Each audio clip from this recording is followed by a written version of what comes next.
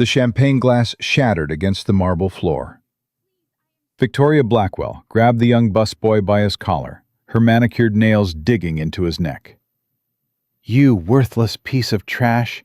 Do you know how much that bottle cost?" The boy was crying. Nobody moved. Nobody dared. Then a black man in a waiter's uniform stepped forward. He didn't flinch. He didn't bow. Let him go. Victoria's ice-blue eyes found his name tag. "Marcus, you just ended your career." She didn't know that Marcus Johnson wasn't just a waiter. He was the man holding the match that would burn her empire to ashes. Drop your city in the comments. I want to see how far this story travels. They say New York City doesn't care about your past.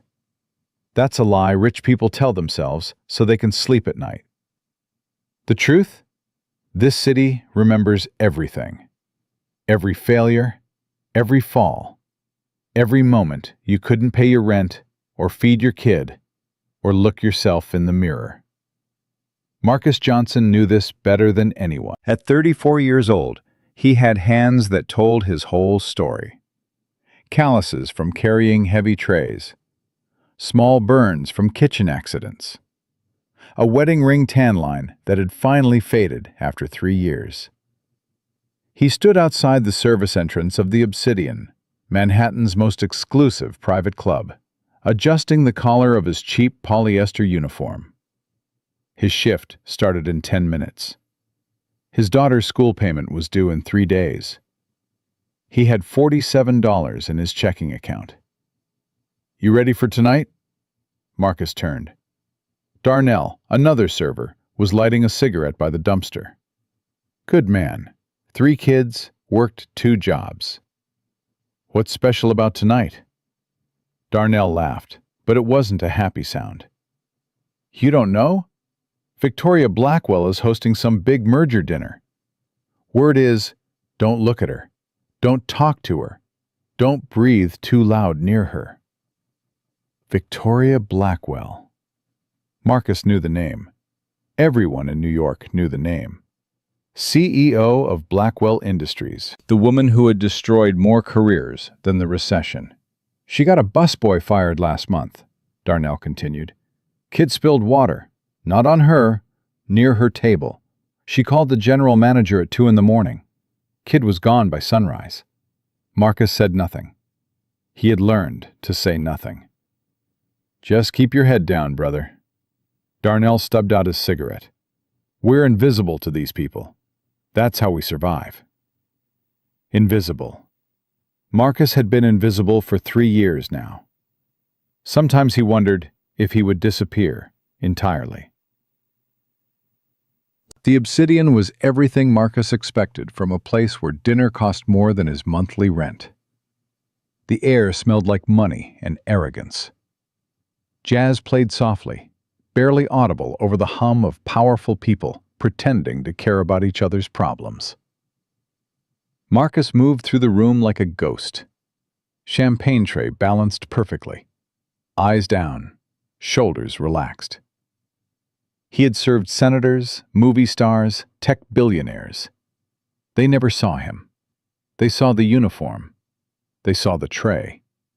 They saw a function, not a person. That was fine. That was safe. "Table 7 needs more water, sparkling. And for God's sake, don't speak unless spoken to." Arthur, the floor manager, was sweating. He always sweated when important guests arrived, but tonight he looked like he might have a heart attack. "The Blackwell party?" "Yes. And Marcus?" Arthur grabbed his arm. "Whatever happens, whatever she says, you take it. You understand? You smile and you take it. I can't afford another incident." Marcus looked at Arthur's hand on his arm. Arthur released it quickly. "I understand." He didn't understand, but he needed this job. Marcus approached table 7 with the water pitcher. His peripheral vision took in the scene without appearing to look. The man at the center had to be Alexander Sterling, tech billionaire, green energy pioneer. The tabloids called him New York's golden boy. Up close, he looked tired, bored, like a man trapped in a life he never asked for. And next to him sat Victoria Blackwell. She was beautiful the way a predator is beautiful. Everything about her was sharp, her cheekbones, her jawline, her eyes that seemed to cut through anyone foolish enough to meet them. She wore a red dress that cost more than Marcus's childhood home. Currently, she was berating a young busboy. "I said no ice. No ice. Are you deaf? Are you stupid? Which one is it?" The boy couldn't have been older than 19. His hands were shaking as he held the offending glass. "I'm sorry, ma'am. I'll get you a new one right away." "You'll do nothing." Victoria's voice was quiet, which somehow made it worse. "You've already proven you're incapable of following simple instructions. Alexander, why do you hire these people? Is there a factory somewhere that produces incompetent servers?" Alexander Sterling glanced up from his phone. "Victoria, it's just ice. Let him go." "It's not about the ice, darling. It's about standards. It's about attention to detail. It's about not surrounding ourselves with mediocrity." The busboy's eyes were wet. He was trying not to cry. Marcus felt something burn in his chest. He knew that feeling. 3 years ago, Marcus had been on top of the world. Corner office at Miller & Ross, 6-figure salary, beautiful wife, 4-year-old daughter who thought her daddy was a superhero. Then he found the fraud. $18 billion hidden in offshore accounts. Wire transfers that didn't add up. A senior partner cooking the books for clients who should have been in prison. Marcus did what he thought was right. He reported it. He gathered evidence. He went to the authorities. And they destroyed him. The partner had connections. The clients had connections. Suddenly Marcus was the problem. Suddenly he was fired for breach of confidentiality. Suddenly no firm in New York would touch him. His wife waited 6 months before she left. Said she didn't sign up for poverty. Said he should have kept his mouth shut like everyone else. She didn't take their daughter. At least there was that. So now Marcus served champagne to people who didn't see him. He helped his daughter Lily with homework every night. He pretended everything was fine because that's what fathers do. But sometimes, watching someone like Victoria Blackwell tear apart a 19-year-old kid for putting ice in a glass, Marcus felt that old fire. The fire that had ruined his life. The fire he couldn't quite extinguish. "Water, sir." "Ma'am." Marcus stepped forward, inserting himself into the silence. The busboy looked at him with grateful, terrified eyes. "Sparkling water for the table?" Victoria's gaze shifted to Marcus. Those ice-blue eyes scanned him like he was a stain on the carpet. "Another one. Do any of you people actually know how to do your jobs?" "We do our best, ma'am." "Your best?" Victoria laughed. It was not a kind sound. "Your best is clearly not good enough. Look at your shoes. They're scuffed. And your uniform. Is that a spot on your collar?" Marcus didn't look down. He kept his eyes level with hers. "I apologize. I'll address it after I serve the table." Victoria tilted her head slightly. Something flickered in her eyes. Surprise? Irritation? Most people couldn't hold her gaze for more than a second. "See that you do." She turned back to Alexander. "Now, about the merger timeline." Marcus began pouring water. Alexander's glass first. The man nodded slightly, an acknowledgement that most servers never received. Then Victoria knocked her wine glass. It happened fast. The red liquid arced through the air, heading straight for Alexander Sterling's pristine white shirt. Victoria gasped dramatically. "Oh no! This clumsy waiter bumped the table!" She was lying. Marcus had seen her elbow move. She had knocked the glass deliberately. But that didn't matter. What mattered was the wine. Marcus moved on instinct. He dropped the water pitcher onto a cloth napkin to muffle the sound. His free hand grabbed a folded towel from his belt. He didn't wipe. That would smear the stain. Instead, he intercepted the wine mid-air, catching the liquid in the cloth before it could reach Alexander's chest. The table went silent. Marcus stepped back. His heart was pounding. He had just invaded a billionaire's personal space. Alexander looked down at his shirt. Spotless. He looked at the cloth in Marcus's hand. Soaked red. Nice reflexes. Victoria's face had gone pale.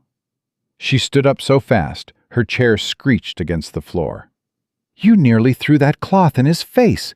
You clumsy, incompetent—" "I saved his shirt, ma'am." The words were out before Marcus could stop them. The entire room seemed to freeze. Conversations died. Silverware stopped moving. Every eye turned toward table 7. Nobody talked back to Victoria Blackwell. Nobody. "Excuse me?" Victoria's voice dropped to a whisper, which was far more terrifying than her shouts. "What did you just say to me?" "I said I saved his shirt, ma'am." Marcus kept his voice steady. The wine was heading for Mr. Sterling's chest. "I prevented the stain." "You prevented—" Victoria laughed incredulously. "Do you know who I am?" "Yes, ma'am, I do." "Then you know that I can end you. Not just this job, not just this career. I can make sure you never work in this city again. I can make sure you never work anywhere again." Marcus looked at her. Really looked at her. And something in him shifted. He thought about Lily, about the $47 in his account, about the school payment due in 3 days. He should apologize. He should grovel. He should do whatever it took to keep this job. But then he thought about the busboy, about the look of terror in that kid's eyes, about all the people Victoria had crushed beneath her designer heels. And Marcus realized he was tired. Tired of being invisible. Tired of being afraid. Tired of watching people like Victoria Blackwell destroy whoever they wanted because no one had the courage to stop them. "You're the customer who knocked her wine glass, blamed the busboy, and is now threatening me for doing my job." Marcus's voice was calm, clear, and carried to every nearby table. "I understand you're embarrassed, but intimidation won't change what everyone here just witnessed." For one beautiful moment, Victoria Blackwell was speechless. Alexander Sterling's eyebrows shot up. A corner of his mouth twitched. Then Victoria exploded. "Fire him! Arthur! Arthur, get over here right now!" Arthur materialized instantly, practically sprinting across the floor. His face was the color of old cheese. "Miss Blackwell, I am so sorry. I want this man removed, now. And I want him blacklisted from every establishment in Manhattan. I want his name on every do-not-hire list in the service industry." Of course. Marcus, come with me, now." Arthur grabbed Marcus's arm. Marcus shook him off. "I can walk myself out." He looked at Alexander Sterling one last time. The tech billionaire wasn't looking at Victoria. He was watching Marcus with an expression that was difficult to read. Not pity, something else. Recognition. Like one man seeing another man's ghost. Marcus turned and walked toward the kitchen. His back was straight. His pace was measured. He would not run. He would not show fear. As the double doors swung shut behind him, he heard Victoria's voice rising again, heard Arthur's desperate apologies, heard the murmur of gossip spreading through the room. He was fired. Again. For doing the right thing. Again. Some people never learn. The rain started as Marcus pushed through the service exit into the alley. Cold drops splattered against his face, mixing with something else. Sweat, maybe. or tears. He hadn't cried in years, but tonight his body seemed to have its own ideas. He leaned against the brick wall and pulled out his phone. 3 missed calls from Lily's after-school program. A text from her teacher. Lily said she's hungry, didn't finish her lunch. Is everything okay at home? Marcus closed his eyes. $47. 3 days until the school payment. And now, no job. He thought about calling his sister in Jersey. Thought about swallowing his pride and asking for help. But Janelle had 3 kids of her own and a husband who'd just been laid off. She couldn't carry him. Nobody could carry him. That was quite a performance. Marcus's head snapped up. He hadn't heard anyone approach. Alexander Sterling stood at the service entrance, framed by the warm light spilling from inside. He wasn't wearing his jacket. Rain spotted his expensive white shirt, the same shirt Marcus had saved from the wine. Mr. Sterling. Marcus straightened, wiping his face quickly. If you're here for an apology, I'm not. Alexander stepped into the alley, letting the door swing shut behind him. He didn't seem to care about the rain ruining his clothes. You don't look like a waiter. Excuse me? Your reflexes back there, the way you moved, the way you calculated the trajectory of the wine and intercepted it. Alexander's eyes were sharp, analytical. And the way you spoke to Victoria, that wasn't panic or anger. That was controlled, precise. You chose every word. Marcus said nothing. I did a background check on you while Arthur was having his breakdown. Cold dread pooled in Marcus's stomach. That was fast. I own a tech company. Fast is what we do. Alexander pulled out his phone, showing Marcus the screen. Marcus Johnson, MBA from Columbia, forensic accounting specialist. Top of your class. 5 years at Miller & Ross before you were terminated for, he read from the screen, breach of confidentiality. You can stop there. Breach of confidentiality. Alexander lowered the phone. That's a nice way of saying you reported your boss for fraud, and they crucified you for it. Marcus's jaw tightened. That's one way to put it. The Morrison case. 18 billion hidden offshore. You found it. You reported it. And somehow you ended up blacklisted while the partner responsible is still playing golf at the country club. Life isn't fair, Mr. Sterling. I'm sure you've heard that before. I have. Alexander stepped closer. But here's what interests me.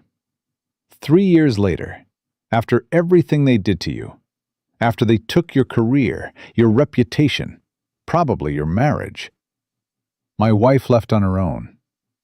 You still stood up. In a room full of powerful people who could destroy what little you have left, you told the truth. About a wine glass. Alexander's voice dropped.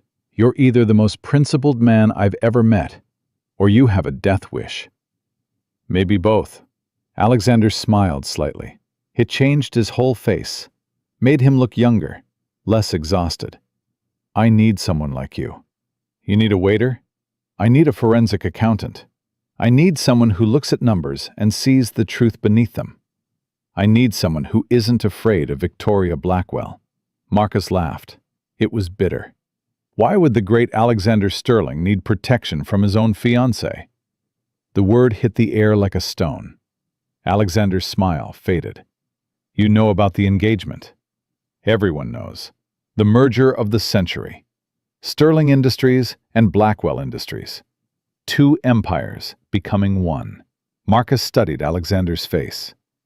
But you don't look like a man who's excited about his wedding. I look like a man who's trapped. The confession hung between them. Victoria isn't just my fiancée, Alexander continued quietly. Her family supplies the steel for my wind turbines.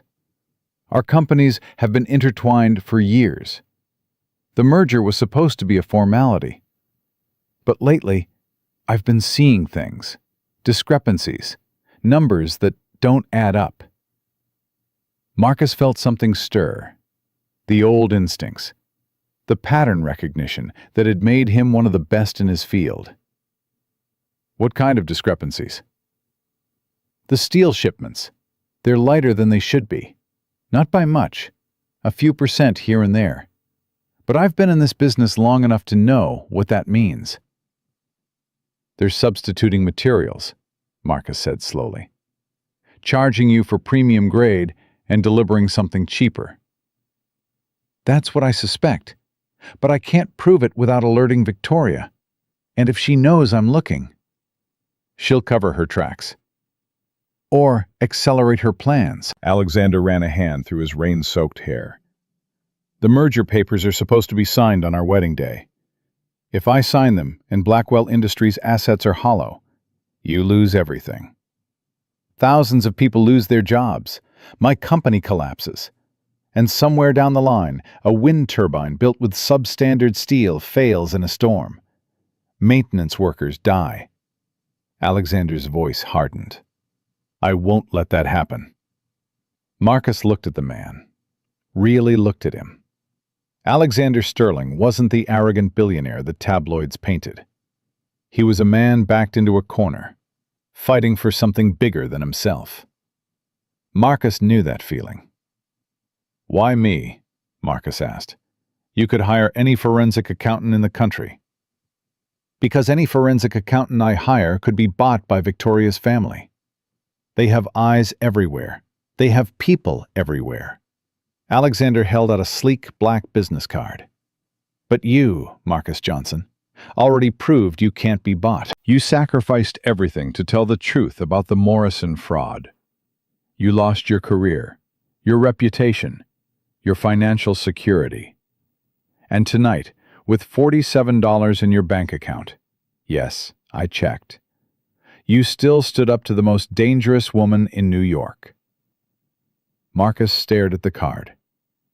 I need eyes I can trust, Alexander said. Eyes that aren't on Victoria's payroll. Eyes that will see what everyone else is too scared to look for. And if Victoria finds out what I'm doing? Then we both go down. But at least we go down fighting.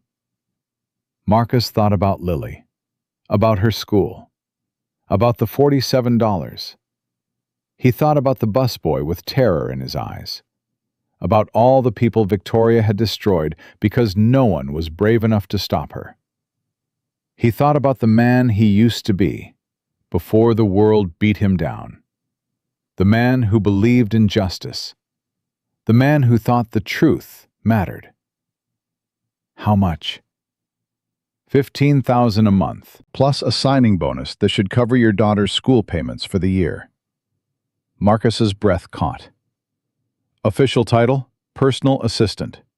Actual job, investigate every financial record connected to the Blackwell supply chain. Find the fraud. Bring me proof. And when we find it, then I burn her empire to the ground. Alexander's eyes were cold now, determined. And you helped me light the match. Marcus reached out and took the card. The rain kept falling, washing the grime off the alley pavement. But it couldn't wash away what had just happened. A deal had been struck. A war had begun. And neither man knew yet just how much blood would be spilled before it was over. Marcus didn't go home right away.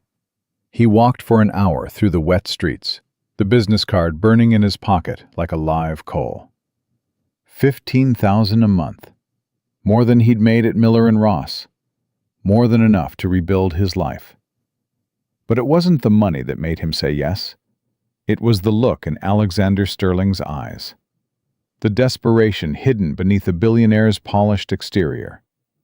It was the memory of Victoria Blackwell's cruelty, the casual way she destroyed people, the absolute certainty that she would never face consequences. And beneath all of that, buried so deep Marcus had almost forgotten it existed, was the fire. The same fire that had ruined his life 3 years ago. The fire that wouldn't let him walk away from injustice, no matter the cost. His phone buzzed. A text from Lily's after-school program. Lily is drawing pictures while she waits. She drew one of you in a superhero cape. She says you're going to save the day. Marcus stopped walking. He stood there on the corner of 54th and Lexington, rain streaming down his face, staring at his phone. Save the day. His 8-year-old daughter still believed in him, still thought he was a hero. He had spent 3 years proving her wrong. 3 years of defeat and failure and just barely surviving. Maybe it was time to prove her right. He typed back, "Tell her daddy's coming home soon. And save that picture for me." Then he turned toward the subway, toward the apartment where his daughter was waiting, toward whatever came next. The card was still in his pocket. The match was in his hand. All he had to do was strike it. Marcus was at Sterling Tower by 7:30 the next morning. He had told Lily he got a new job, a better job, one that would let him buy her those new sneakers she wanted. She had hugged him so tight he could barely breathe. "I knew it, Daddy," she whispered into his chest. "I knew something good was coming." He didn't tell her the rest. Didn't tell her that something good might also be something dangerous. The lobby of Sterling Tower was all glass and steel and intimidation. Men in suits walked with purpose. Women in heels clicked across marble floors. Everyone looked like they belonged. Marcus did not look like he belonged. He was wearing his only decent suit, a navy blue number he had saved from his old life. It was slightly too tight now. He had lost weight in the past 3 years, the wrong kind of weight, the kind that comes from skipping meals so your daughter can eat. "Can I help you?" The receptionist looked at him the way people always looked at him now. Suspicious. Dismissive. "Marcus Johnson, I'm here to see Mr. Sterling." She typed something into her computer. Her eyebrows rose slightly. "Oh, yes, Mr. Johnson. You're expected on the executive floor. Elevator bank C, penthouse level." The elevator ride took 47 seconds. Marcus counted.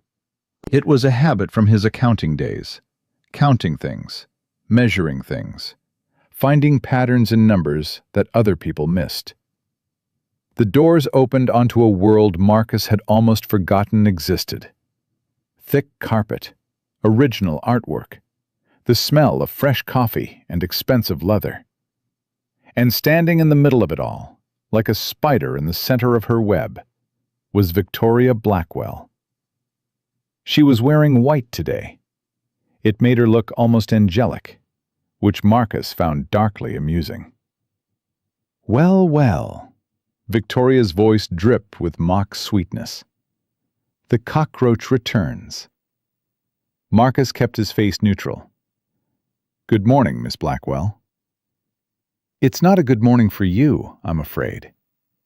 She walked toward him slowly, her heels silent on the thick carpet. "I made some calls last night. Did you know that Arthur, your former manager, has a gambling problem?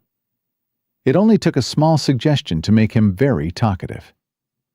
She stopped inches from Marcus's face.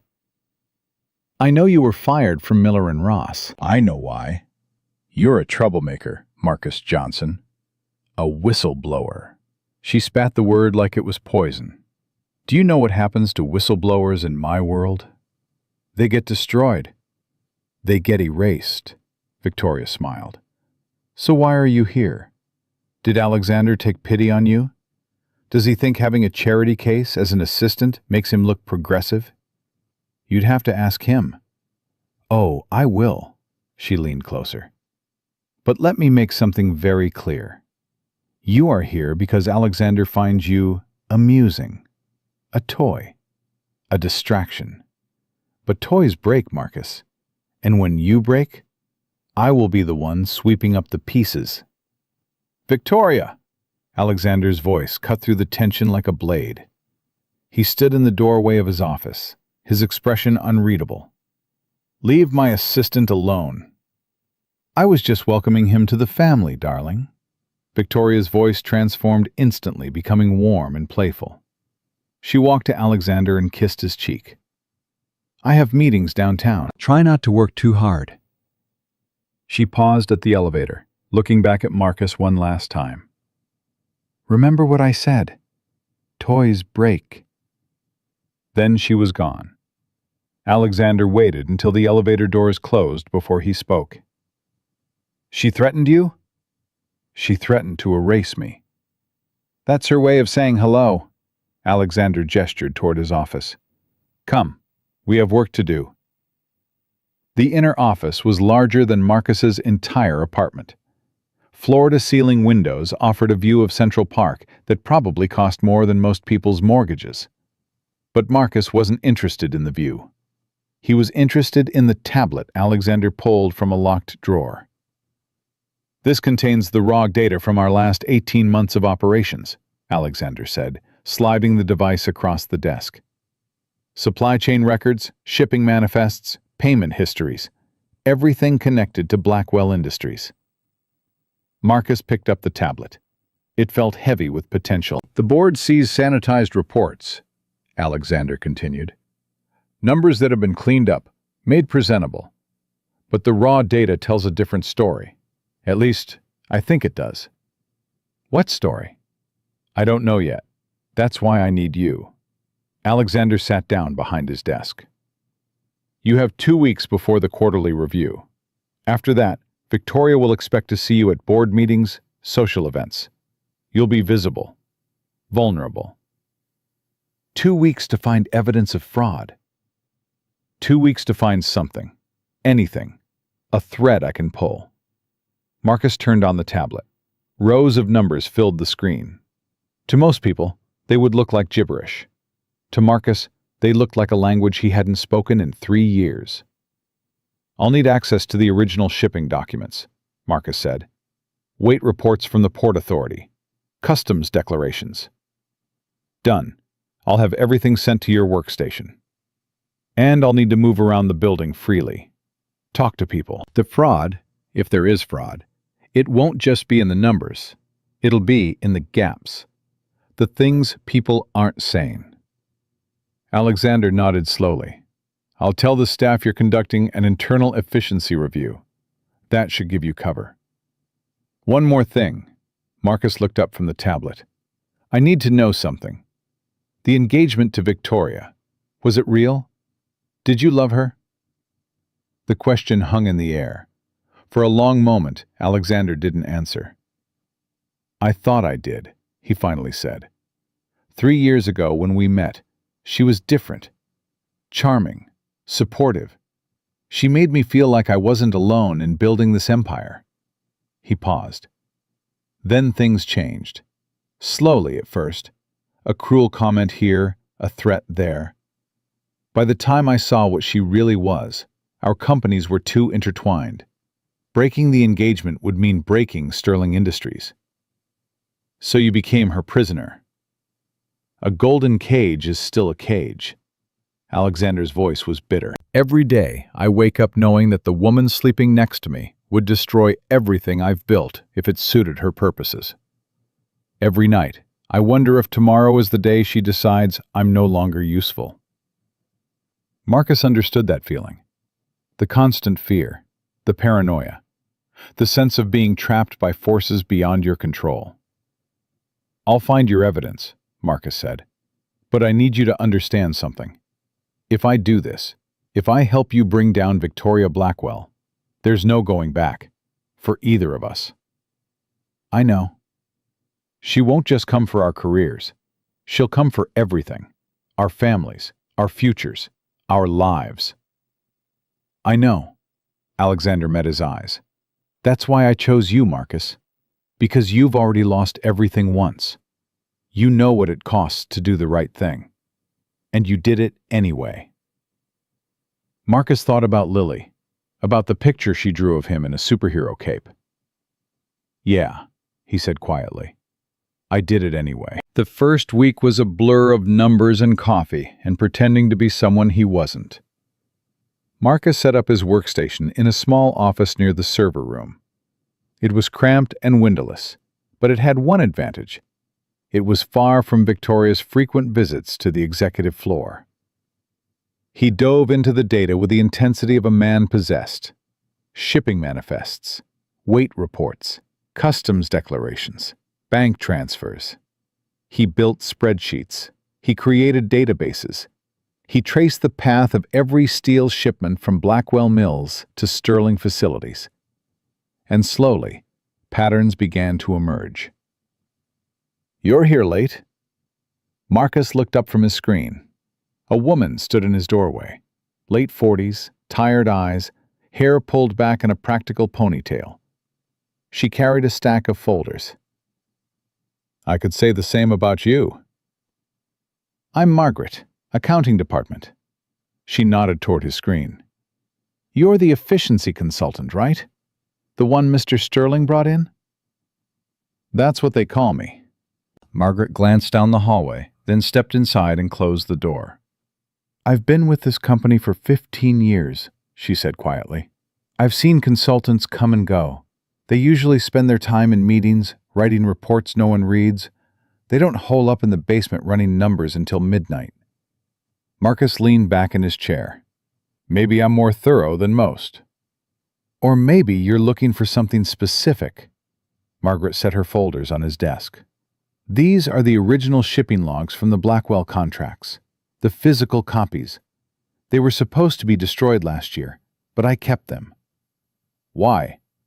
"Because numbers don't lie, Mr. Johnson. And these numbers have been lying to me for 2 years." She met his eyes. "The digital records show grade A steel coming in from Blackwell Mills, but the weight reports from the trucking company don't match. They're light, consistently light." Marcus felt his pulse quicken. "You noticed this 2 years ago?" "I tried to report it. I went to my supervisor." Margaret's voice hardened. 2 weeks later, my daughter's scholarship was revoked. No explanation. Then my husband's security clearance at his government job was flagged for review. Random coincidences, they said. "Victoria, I never had proof, but I knew." Margaret turned toward the door. "I have a pension to protect, Mr. Johnson, a family to support. I can't afford to be a hero. But maybe you can." She left without another word. Marcus sat alone in his small office, staring at the folders she had left behind. 2 years. Victoria had been defrauding Sterling Industries for 2 years, and everyone who noticed had been silenced. Everyone except him.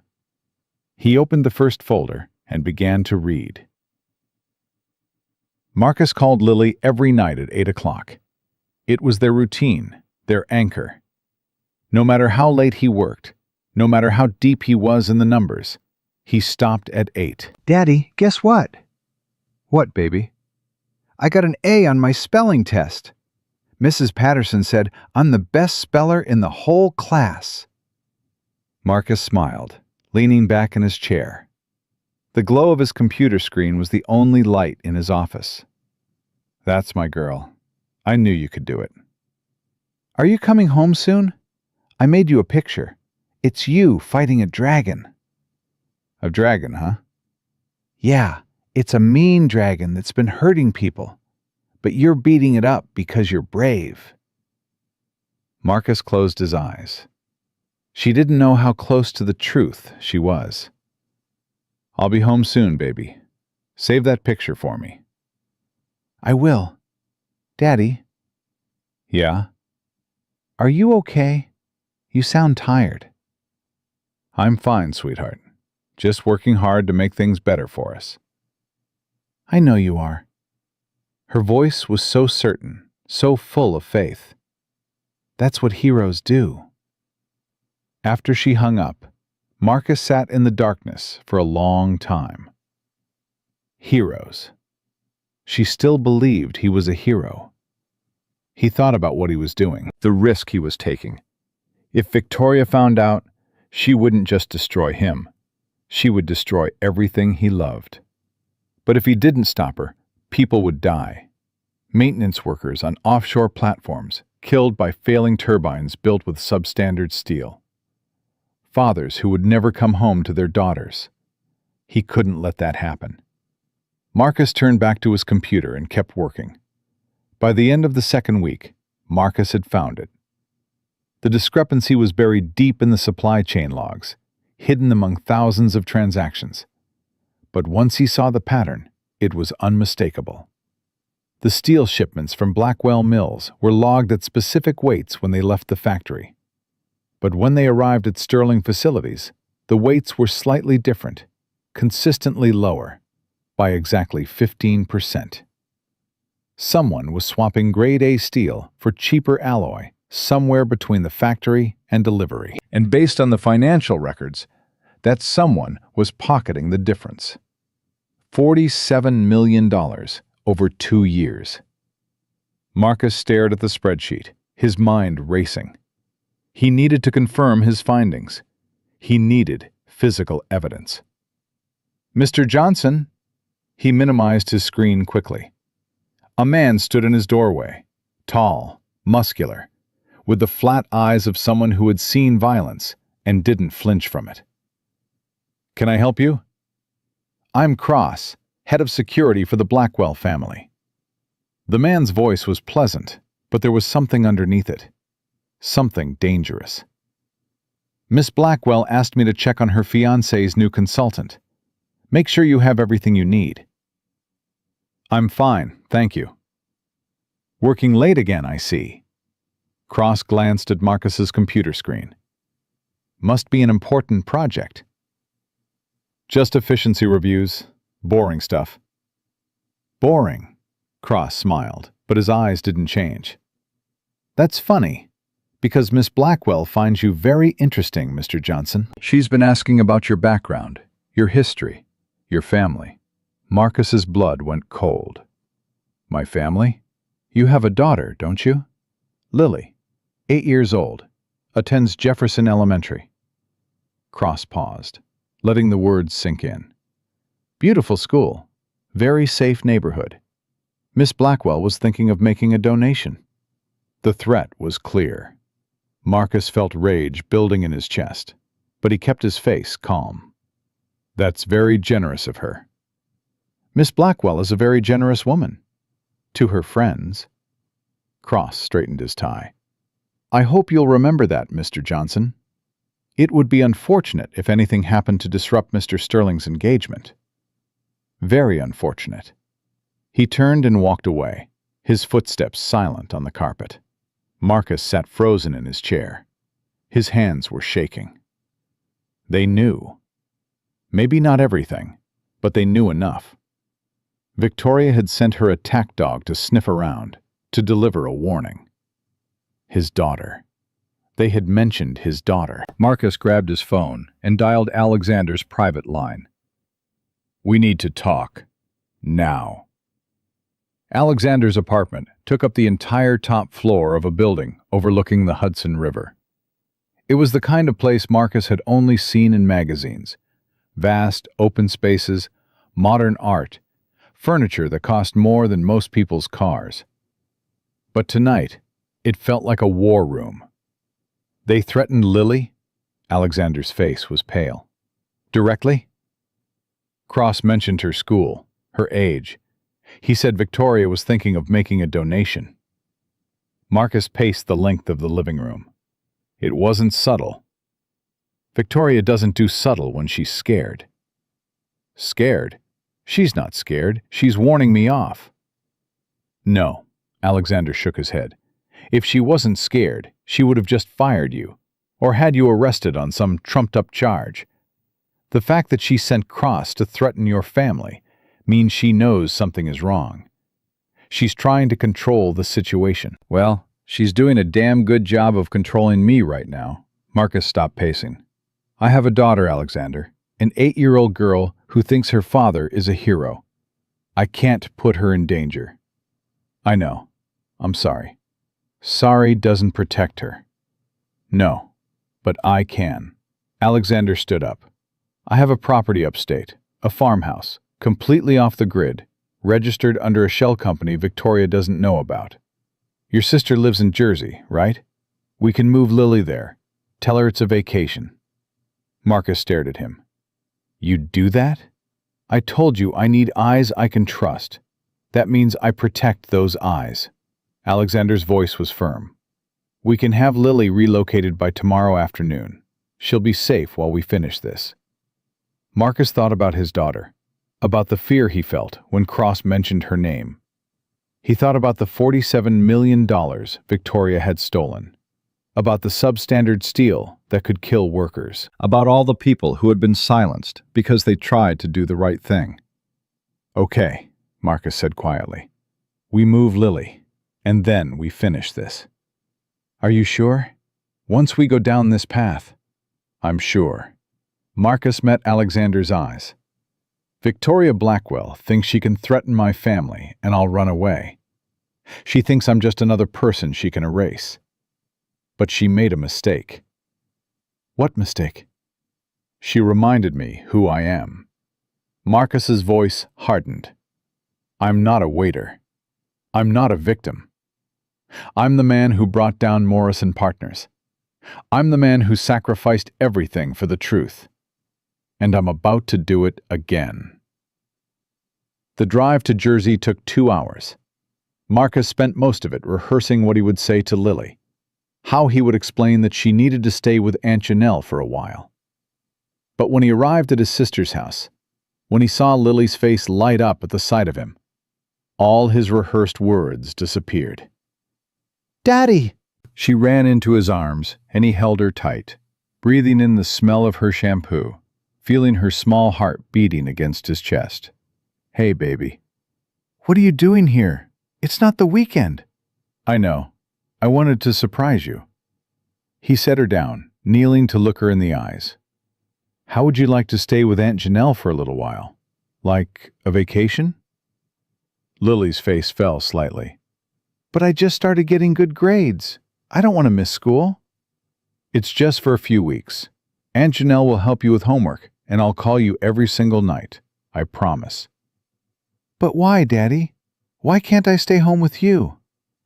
Marcus looked at his daughter. Her hazel eyes, his eyes, were searching his face for answers he couldn't give her. "Daddy has to take care of something important. Something that's going to help a lot of people. But I need to know you're safe while I do it." "Are you in trouble?" "No, baby. I'm just being careful." Lily was quiet for a moment. Then she reached into her pocket and pulled out a folded piece of paper. "I made this for you, remember? The picture of you fighting the dragon." Marcus unfolded it. Crayon lines showed a tall figure in a cape, standing over a fallen monster. The figure had brown skin and a big smile. "You're going to beat the dragon, right, Daddy?" Marcus felt tears burning in his eyes. He pulled her into another hug. "Yeah, baby. I'm going to beat the dragon." He left an hour later, after promising to call every night, after hugging his sister and thanking her for taking Lily in, after watching from the car as his daughter waved from the window. The drive back to Manhattan felt longer, emptier. But Marcus wasn't scared anymore. Victoria Blackwell had made her move. She had threatened the one thing he loved most in the world. Now it was his turn.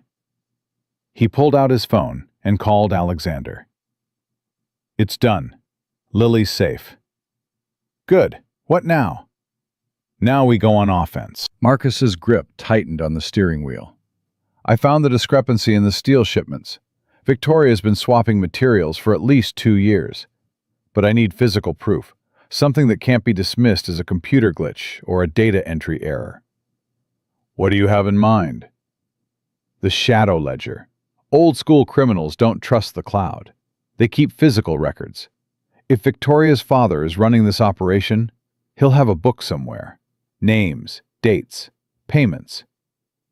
Richard Kensington keeps a briefcase with him at all times. I've always assumed it held merger documents. I need to see what's inside that briefcase." "That won't be easy. Richard is paranoid. He doesn't let anyone near his personal effects." then we need to create an opportunity. Marcus's mind was already working, calculating possibilities. When's the next event where both Richard and Victoria will be present? The Sterling Charity Gala, Saturday night, Metropolitan Museum of Art. 4 days. Marcus nodded to himself. I can work with that. What are you planning? I'm planning to give Victoria Blackwell exactly what she expects. Marcus allowed himself a small smile. A beaten, broken man who knows his place. Someone who's given up. Someone she'll underestimate. And then? And then I'm going to take everything from her. Marcus hung up and drove into the Manhattan night. The city lights reflected off his windshield like 1,000 watching eyes. Somewhere in this city, Victoria Blackwell was celebrating. She thought she had won. She thought her threat had worked. She had no idea what was coming. The 4 days before the gala were the longest of Marcus's life. He played his role perfectly. At Sterling Tower, he kept his head down. He avoided eye contact with Victoria when she swept through the offices. He spoke in monosyllables. He hunched his shoulders like a man who had been broken. And every night, alone in his basement office, he built his case. The steel discrepancies were just the beginning. Once Marcus knew what to look for, he found threads everywhere. Payments to shell companies, inflated invoices, signatures that didn't match. Victoria's empire was built on fraud, and the foundation was starting to crack. But he still needed the ledger, the physical proof that would make everything else undeniable. On Wednesday afternoon, 2 days before the gala, Victoria summoned him. "Mr. Johnson." Her voice echoed through the executive floor. "My office, now." Marcus walked slowly, keeping his eyes down. Several employees watched him pass, their faces a mixture of pity and relief that they weren't the ones being called. Victoria's office was all white marble and sharp edges. She sat behind a glass desk, watching him like a cat watches a mouse it's already caught. "Close the door." Marcus obeyed. "Sit." He sat. Victoria studied him for a long moment. Then she smiled, a cold, satisfied smile. "You look tired, Mr. Johnson." The bags under your eyes are quite prominent. Having trouble sleeping? "Just working hard, Miss Blackwell." Are you? She leaned forward. Because I've been watching you. You've been very quiet lately, very obedient. No more clever remarks, no more defiant stares. It's almost like you finally learned your place. Marcus said nothing. "I hear your daughter is staying with relatives in Jersey. A sudden vacation right in the middle of the school year. How unusual." His heart clenched, but he kept his face blank. She needed some time with family. Of course she did. Victoria stood and walked around her desk, stopping inches from his chair. "You know, Marcus, I almost feel sorry for you. You came into this building thinking you could, what, impress Alexander? Prove something? But you're learning what everyone eventually learns.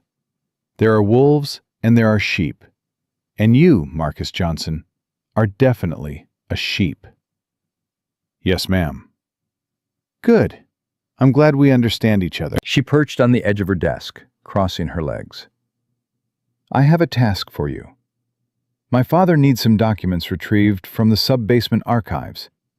Old contracts from the 1998 steel negotiations.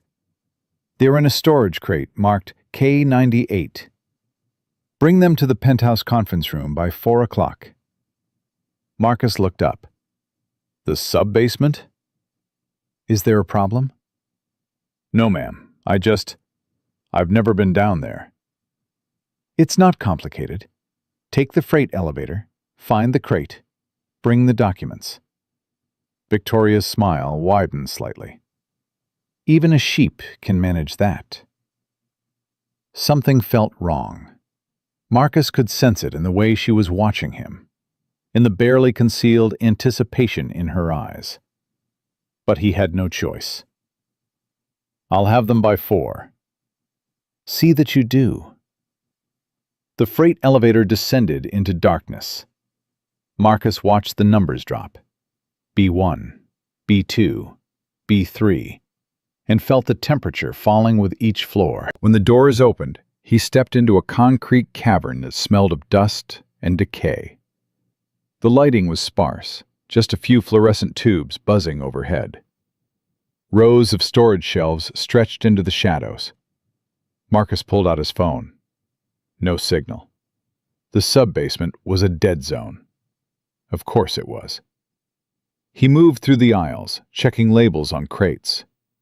K92, K94, K96. His footsteps echoed in the silence.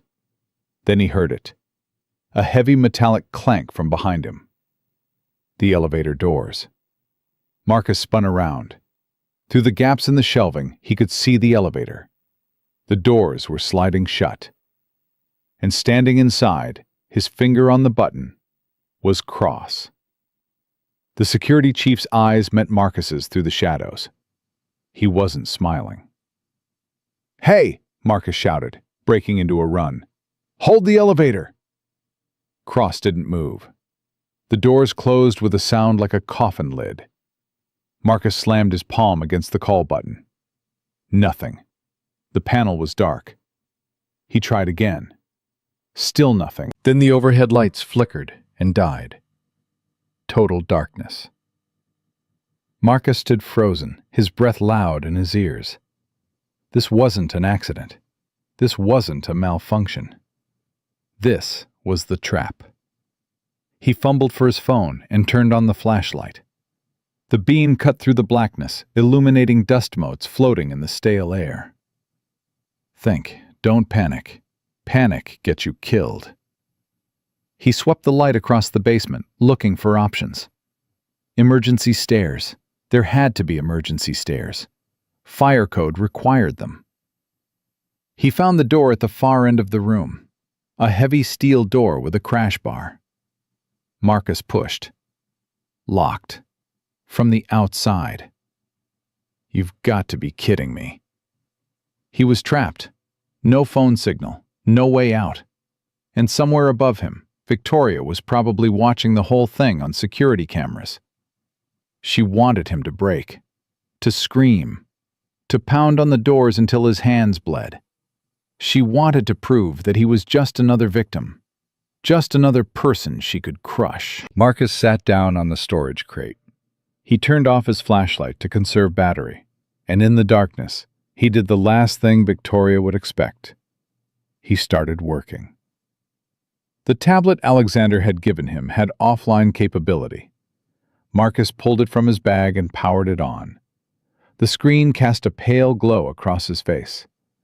If Victoria wanted to trap him in the dark, fine. He would use the time. He opened the supply chain files and dove back into the numbers. Hours passed. The cold seeped into his bones. His fingers grew stiff. But Marcus kept working, kept searching, kept pulling at threads. And then he found it. A secondary ledger. Hidden in the metadata of a shipping document, encrypted, but not well enough. Marcus cracked the password, Victoria's birthday, which he had learned from company records, and the file opened. His breath caught. It was all there. Every fraudulent transaction, every bribe, every substituted shipment. Dates, amounts, names. The shadow accounting of a criminal enterprise. But that wasn't what made Marcus's hands shake. It was the technical specifications. The steel being shipped to Alexander's offshore wind farm wasn't just cheaper. It was dangerously substandard. Calculations showed that in anything above a Category 2 storm, the turbine supports would fail. They would collapse. They would kill everyone on the maintenance platforms. Victoria wasn't just committing fraud. She was building death traps. Marcus stared at the screen, the horror of it sinking in. Those maintenance workers had families. Children who waited for them to come home. Fathers and mothers who kissed them goodbye every morning, not knowing if today was the day a turbine would fall. Just like Lily waited for him. A sound echoed from somewhere in the darkness. Marcus froze. He turned off the tablet, plunging himself back into blackness. Footsteps. Slow, deliberate footsteps. Someone was in the basement with him. "You're a persistent one, I'll give you that." Cross's voice floated through the dark. Marcus couldn't tell where it was coming from. The concrete walls bounced sound in strange ways.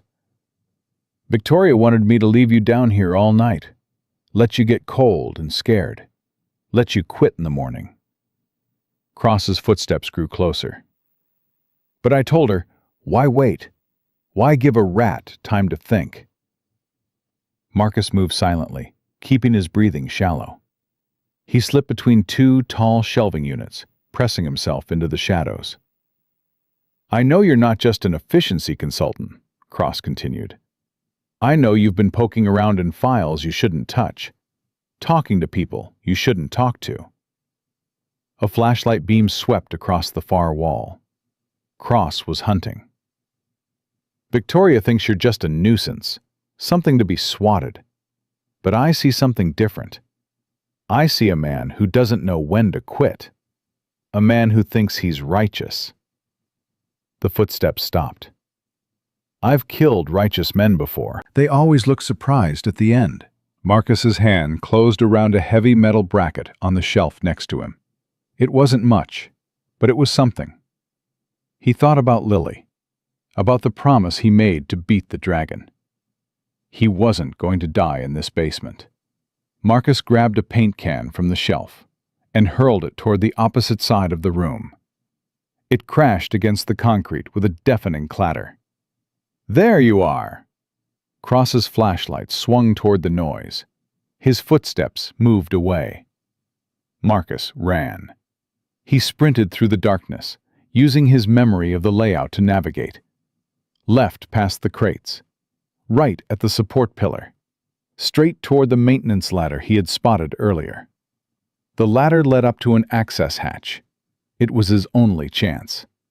Behind him, Cross realized the deception. Clever, but not clever enough.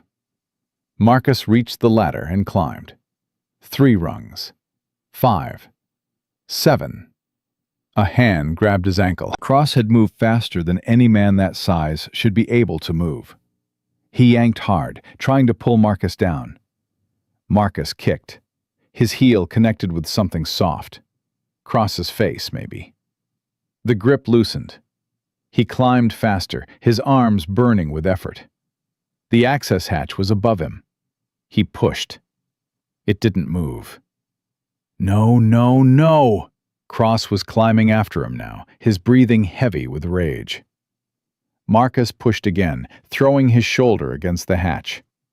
Metal groaned. Rust flaked off. The hatch burst open. Light flooded down. Marcus hauled himself through the opening, rolling under what felt like a maintenance corridor. He scrambled to his feet and kicked the hatch closed, just as Cross's fingers appeared at the edge. A scream of frustration echoed from below. Marcus didn't wait. He ran down the corridor, following the emergency exit signs, until he burst through a door into the main lobby of Sterling Tower. People stared. Security guards moved toward him. "I'm fine," Marcus gasped, holding up his hands. "I'm fine. Just got lost in the basement. Elevator malfunctioned." The guards exchanged glances. One of them reached for his radio. "Don't!" Alexander's voice cut through the lobby. He strode toward Marcus, his face a mask of controlled fury. "Mr. Johnson is with me. There's been a facilities issue. I'll handle it personally." Alexander grabbed Marcus's arm and steered him toward the executive elevator. "You're bleeding," Alexander said quietly. Marcus looked down. His hands were scraped raw from climbing. Blood dripped onto the marble floor. "I found something," Marcus said. "In the basement, before Cross came." "Cross was there?" "He tried to kill me, or at least hurt me badly enough to send a message." The elevator doors closed. Alexander's jaw tightened. What did you find? Everything. The secondary ledger, the substituted steel specifications. Victoria isn't just stealing money. She's building turbines that will collapse in a storm. People will die, Alexander. Maintenance crews, workers with families. Alexander closed his eyes. For a moment, he looked like a man who had just watched his worst fears confirmed. We need to move faster, he said. The gala is in 2 days. We can't wait. Agreed. But I need physical evidence. The digital files can be dismissed. I need Richard's ledger, the original shadow book. The briefcase. Yes, at the gala. I need to get inside that briefcase. Alexander was quiet for a long moment. When he spoke, his voice was heavy. Victoria will be watching you like a hawk after today. She knows you escaped. She knows you found something. She'll be planning her next move. Let her plan. Marcus met Alexander's eyes. She thinks I'm a sheep. She thinks I'm beaten. Let her keep thinking that until it's too late. And if she moves against you first? Against Lily? Lily is safe. My sister moved her to a friend's cabin upstate. No connection to any of us. No paper trail. You hope. I know. Marcus's voice hardened. Victoria Blackwell has taken everything from people like me for years. She's threatened my daughter. She's tried to bury me in a basement. She's built machines that will kill innocent workers just to line her pockets. I'm not running. I'm not hiding.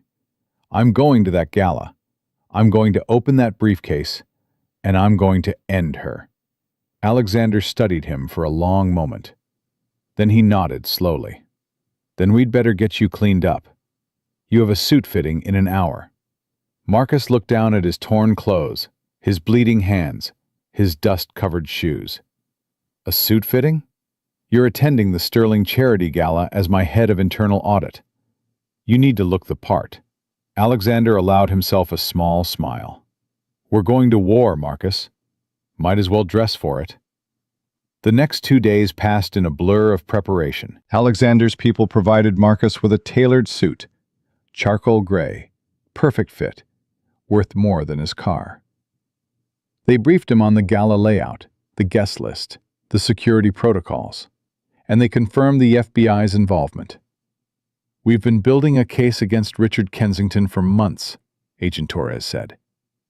She was a sharp-eyed woman in her 40s, all business and no nonsense. But we never had enough to move. Your evidence changes that. You need the physical ledger, Marcus said. We need the physical ledger in a context that will hold up in court. If we raid Richard's home, his lawyers will claim we planted it. We need to catch him with the book in a public setting, with witnesses. The gala. The gala. Torres leaned forward. Here's the plan. You attend as Alexander's guest. You approach Richard. You create a situation where he opens the briefcase. Our agents, positioned as waiters and guests, document everything. Once we have visual confirmation of the ledger, we move in. What about Victoria? She's part of the arrest warrant. Conspiracy to commit fraud. Racketeering. We've been waiting years for this. Marcus thought about the woman who had threatened his daughter, who had sent Cross to hunt him in the darkness, who had built her empire on the bones of everyone she destroyed. Make sure she doesn't slip away. She won't. Torres's voice was cold. I promise you that. The night before the gala, Marcus called Lily. Daddy! Her voice washed over him like warm water. He closed his eyes, letting it fill the cold places in his chest. Hey, baby. How's the cabin?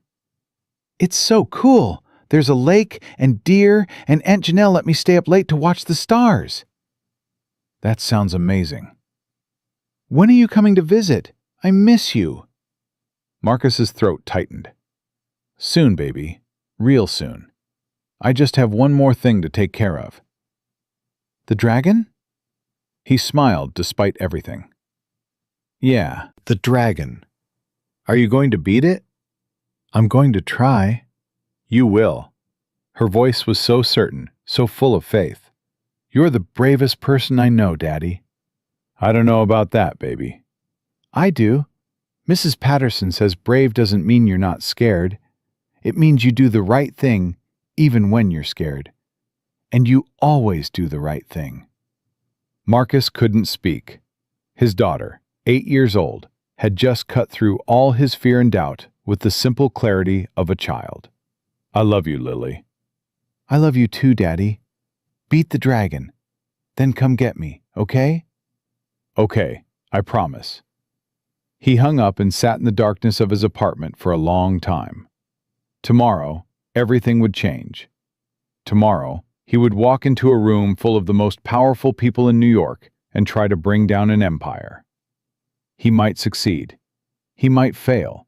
He might end up in prison, or dead, or destroyed all over again. But his daughter believed in him. That was enough. The Metropolitan Museum of Art had been transformed. The Great Hall blazed with light.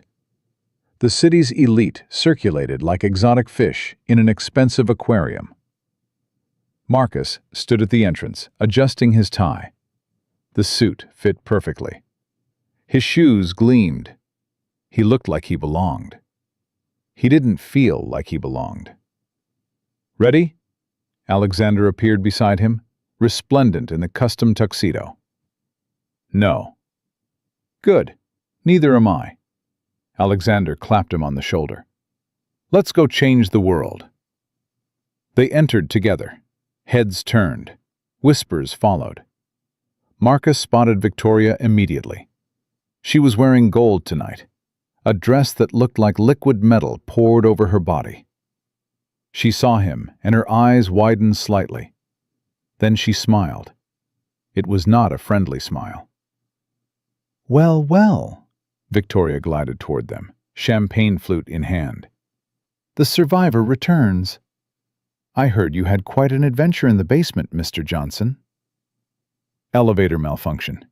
These things happen. Do they? She sipped her champagne. You look different tonight, almost like a real person. Amazing what a good suit can do. Victoria's smile flickered. She wasn't used to being matched. Enjoy the party, Mr. Johnson. It may be your last. She turned to Alexander. Darling, my father wants to discuss the merger timeline. He's by the bar. In a moment. I need to speak with some board members first. Victoria's eyes narrowed, but she didn't argue. She swept away into the crowd, gold dress shimmering. She knows something's wrong, Alexander murmured. Let her wonder. Marcus scanned the room. Where's Richard? Northwest corner, near the Egyptian wing. He's got the briefcase. I see him. Richard Kensington was exactly what Marcus expected. A red-faced man in his 60s, with the entitled bearing of someone who had never heard the word no. The leather briefcase sat at his feet like an obedient dog. I need to get him to open it, Marcus said. How? I'm going to give him what he wants, a target for his anger. Alexander grabbed his arm. Marcus. Trust me, Marcus pulled free. When I give the signal, make sure Torres is ready. He walked toward Richard Kensington, his heart pounding, but his face calm. Richard noticed him approaching. His eyes narrowed. You're the assistant, the one Victoria told me about. Marcus Johnson, sir, head of internal audit. I know who you are. Richard's voice dripped with contempt. You're the troublemaker, the one who's been poking around in things that don't concern him. I'm just doing my job, sir. Your job, Richard laughed, a harsh sound. Your job is whatever we tell you it is. You think because Alexander gave you a fancy title you actually matter? You're nobody. You're nothing. Marcus felt the old anger rising. He let it show on his face. With respect, sir, I think you're wrong about that. Excuse me? I think I matter quite a bit, especially when it comes to certain discrepancies in the Blackwell supply chain. Richard's face went from red to purple. His hand tightened on his champagne glass. What are you implying? I'm not implying anything. I'm stating facts. The steel shipments from Blackwell Mills are 15% lighter than documented. The grade specifications are falsified. And somewhere, someone is keeping very detailed records of exactly where the money is going. Richard's eyes flickered to the briefcase at his feet. Just for a second. But Marcus saw it. "You're insane," Richard sputtered. "You have no proof of anything." "Don't I?" Marcus stepped closer. "Here's what I think, Mr. Kensington. I think you've been running a fraud for years. I think you've been substituting cheap alloy for premium steel and pocketing the difference. And I think you're so arrogant that you keep records of everything in a little book somewhere, just in case you need leverage." Richard grabbed Marcus's arm, his grip surprisingly strong for a man his age. "Listen to me, you insignificant little cockroach. I don't know what you think you know, but I will destroy you. I will destroy your family. I will destroy everyone you've ever cared about." "Show me." "What?" "Show me I'm wrong." Marcus nodded toward the briefcase. "Open your bag. Show everyone there's nothing to hide." "Unless there is." Richard's face contorted with rage. For a moment, Marcus thought the older man might actually hit him. Instead, Richard grabbed the briefcase and slammed it onto a nearby table. "Fine. You want to see? You want to embarrass yourself in front of all these people?" He spun the combination lock. Click, click, click. The briefcase opened. And there, sitting on top of a stack of merger documents, was a red, leather-bound ledger. Marcus didn't touch it. He didn't have to. Around the room, at least a dozen guests and waiters turned toward the commotion. Agent Torres moved forward, badge already in hand. "Richard Kensington, FBI. Please step away from the table." Richard's face went white. His mouth opened and closed like a fish. This is entrapment. This is illegal. You can't." "We can, and we are." Torres signaled her team. "You're under arrest for fraud, racketeering, and conspiracy to commit bribery." Chaos erupted. Guests scattered. Security rushed toward the commotion. Somewhere in the crowd, Victoria's voice rose in a scream of pure rage. "No! What is happening? Father! Father!" Marcus watched as agents surrounded Richard Kensington, as they photographed the ledger, as they began reading him his rights. He felt a hand on his shoulder. "Alexander." "You did it." "Not yet." Marcus turned, scanning the room. "Where's Victoria?" But Victoria was already moving. She pushed through the crowd, heading for the exit, her gold dress flashing like a warning beacon. "She's running," Marcus said. "Let the FBI..." "No." Marcus pulled away from Alexander. "This one's mine," he ran after her. Victoria was fast. Even in heels, even in that ridiculous gold dress, she moved through the crowd like a shark through water. People parted for her automatically. Years of conditioning had taught New York's elite to get out of Victoria Blackwell's way. But Marcus was faster. He had spent 3 years walking everywhere because he couldn't afford the subway. His legs were strong. His lungs were stronger. And he had something Victoria didn't have. He had nothing left to lose. "Move!" Marcus shouldered past a waiter carrying champagne. Glasses crashed to the floor behind him. "FBI, coming through!" It wasn't technically true, but it worked. The crowd scattered. Victoria reached the back exit, a service door that led to the museum's loading area. She slammed through it without looking back. Marcus followed. The loading dock was cold and dark, a concrete cavern lit by flickering industrial lights. Trucks sat silent in their bays. The smell of garbage and exhaust hung in the air. Victoria stood at the far end, near a black SUV. Cross was there, holding the door open. "Miss Blackwell, we need to go. Now." "I know that." Victoria's voice cracked with panic. She was losing control, and she knew it. "Start the car!" "Victoria!" Marcus's voice echoed across the loading dock. Victoria froze. Slowly she turned. For a moment, neither of them spoke. They just stared at each other across 30 feet of concrete. The billionaire's daughter in her golden armor, and the single father in his borrowed suit. "You," Victoria breathed, her face twisted with hatred. "You did this. You destroyed everything." "No, you destroyed everything." Marcus walked toward her slowly. "I just showed people the truth." "The truth," Victoria laughed, a wild sound. "The truth is whatever I say it is. The truth is whatever I pay people to believe." "You think one little ledger is going to stop me? My lawyers will have my father out by morning. They'll discredit your evidence. They'll say you planted it." "They can try." "They'll succeed." Victoria's confidence was returning. She straightened her spine, lifted her chin. "You have no idea who you're dealing with, Marcus Johnson.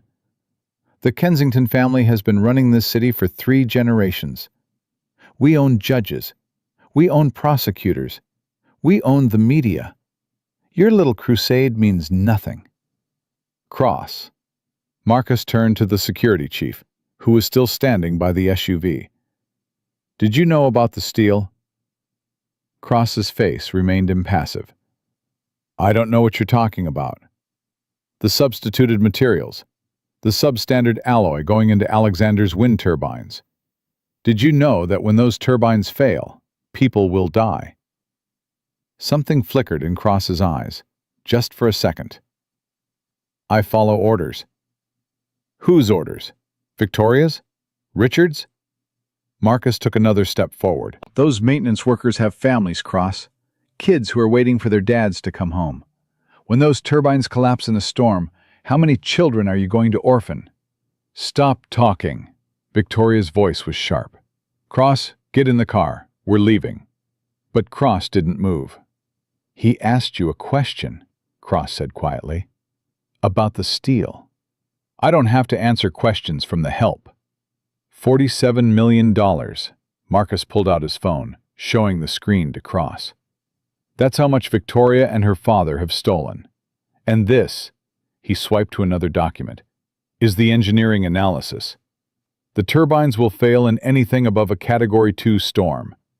Estimated casualties? Between 15 and 40 workers, depending on how many are on the platforms when it happens." Cross stared at the phone. His jaw tightened. "You told me it was just accounting fraud," Cross said to Victoria. "You told me no one would get hurt." "No one important will get hurt. They're just workers. They're replaceable." The silence that followed was deafening. Cross stepped away from the SUV. "What are you doing?" Victoria's voice rose. "Get back in position. I've done a lot of things for your family, Miss Blackwell. A lot of things I'm not proud of." Cross's voice was flat, emotionless. "But I don't kill civilians. I don't orphan kids. I'm ordering you. You're not ordering me to do anything. Not anymore." Cross pulled out his phone. "I have recordings. Insurance in case things went bad. Every conversation we've had about the steal, about the substitutions, about paying off inspectors. It's all documented." Victoria's face went white. "You traitor. You worthless, backstabbing—" "I'm a lot of things, but I'm not a child killer." Cross looked at Marcus. "I'll testify. Against her, against Richard, against anyone involved. In exchange for immunity." Marcus nodded slowly. "I think that can be arranged." Sirens wailed in the distance, growing closer. Victoria looked around wildly, searching for an escape that didn't exist. The loading dock had 2 exits, the one Marcus was blocking, and the one now filling with police lights. "This isn't over," Victoria hissed. "I have resources you can't imagine. I have people everywhere. I'll rebuild. I'll come back. And when I do, I will destroy you, Marcus Johnson. I will destroy your daughter. I will destroy everyone you've ever. Stop. The word cut through Victoria's tirade like a blade. Marcus walked toward her until they were face to face. Close enough to see the fear beneath her rage. Close enough to see the desperation behind her threats. You want to threaten me? Fine. I've been threatened by people scarier than you. I've been beaten down by systems more powerful than your family. I've lost everything. My career, my wife, my savings, my reputation. I've been so broke I couldn't afford to feed my daughter breakfast. He leaned closer. But I'm still standing. And you know why? Because I have something you'll never understand. I have something worth fighting for. What? Victoria spat. Your pathetic sense of justice? Your moral superiority? My daughter. Marcus's voice was quiet but steel hard. My daughter who drew me a picture of fighting a dragon. My daughter who believes her father is a hero. My daughter who is watching the stars right now, waiting for me to come get her. He stepped back. You threatened her. You sent Cross to frighten me with her name, her school, her age. You thought it would make me run away. It should have. Instead, it reminded me what I was fighting for. Marcus shook his head. You never understood, Victoria. Money can't buy what I have. Power can't destroy it. You've spent your whole life crushing people because you're empty inside, and you thought if you made everyone else smaller, you'd feel bigger. Victoria's lips trembled. For one instant, her mask cracked, and Marcus saw something underneath, not evil, but emptiness. A void that no amount of wealth or cruelty had ever been able to fill. You don't know anything about me, she whispered. I know you're alone. I know you're scared. And I know that right now, in this moment, you have a choice. Marcus held her gaze. You can fight this. You can lawyer up, drag it through courts for years, destroy your health and whatever's left of your soul trying to escape consequences. Or you can accept what's happening, cooperate, maybe find some peace. Peace? Victoria laughed bitterly. You think I want peace? I think you've never had it. I think you don't even know what it feels like. Marcus paused. That's the saddest thing I've ever seen. For a long moment, Victoria said nothing. The sirens were closer now. Red and blue lights strobed against the concrete walls. Then her shoulders sagged. The fight went out of her like air from a punctured balloon. She suddenly looked smaller, older, almost fragile in her golden dress. I hate you, she said softly. I know. I hate that you're right. I hate that some nobody waiter from the back alley of a restaurant just dismantled everything my family spent generations building. I'm not a nobody, Marcus said. I'm a father. I'm an accountant. And I'm the man who pays attention. Police cars screeched to a halt at the loading dock entrance. Officers poured out, weapons drawn. Agent Torres was among them, her badge catching the light. Victoria Blackwell, Torres called out. You're under arrest for conspiracy to commit fraud, racketeering, bribery, and endangerment. You have the right to remain silent. Two officers moved forward with handcuffs. Victoria held out her wrists without resistance. As they led her away, she looked back at Marcus one last time. You'll regret this, she said. But there was no heat in her voice anymore, just exhaustion. Maybe, Marcus replied, but I doubt it. The next few hours were a blur. Marcus spent most of them in an FBI field office, giving statements, signing documents, explaining everything he had found. The ledger, the shipping records, the engineering analysis, the threat to the offshore workers. Alexander was there too, in a separate interview room. Their eyes met through the glass partition at one point. Alexander nodded once. Marcus nodded back. Cross proved true to his word. He handed over recordings, emails, documents, a treasure trove of evidence that made the FBI agent's eyes widen with each new revelation. The Kensington Empire wasn't just corrupt. It was rotten to the core. By 3 a.m, Richard Kensington had been formally charged with 17 counts of fraud, bribery, and conspiracy. Victoria faced 12 counts of her own, including accessory to endangerment. Their lawyers were already filing motions. The legal battle would take years. But the core truth was undeniable. The ledger was real. The fraud was documented.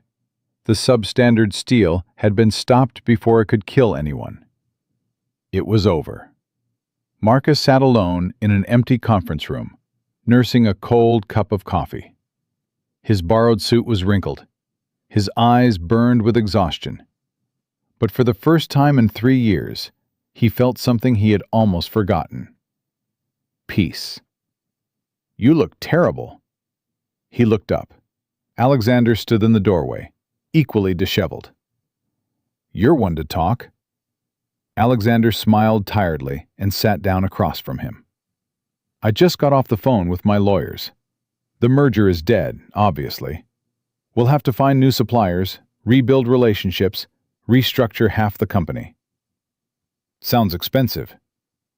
"It will be. We might have to downsize, cut some projects." Alexander paused.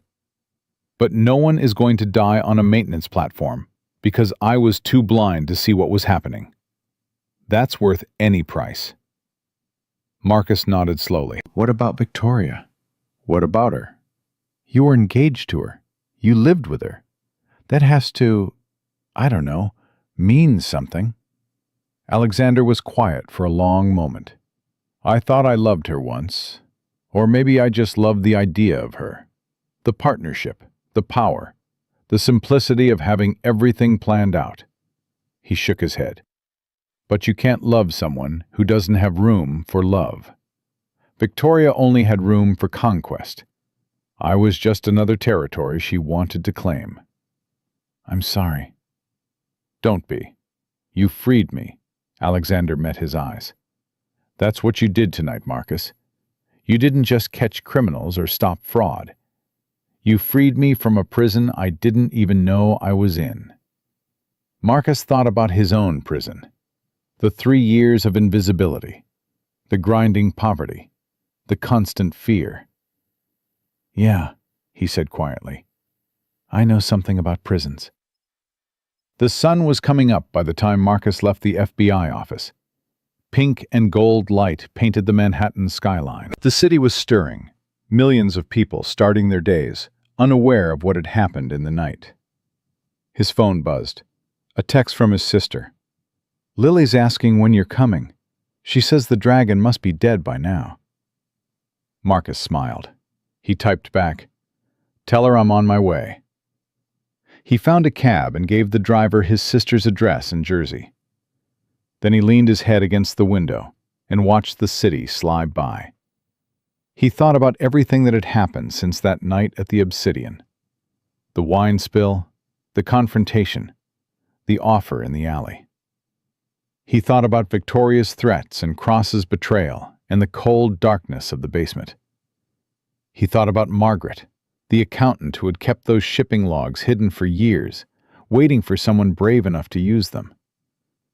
He thought about all the people Victoria had crushed over the years, all the careers she had destroyed, all the lives she had ruined. They weren't invisible anymore. Their suffering hadn't been in vain. The truth had come out. The dragon was dead. The drive took longer than expected. Morning traffic, construction delays. Marcus didn't mind.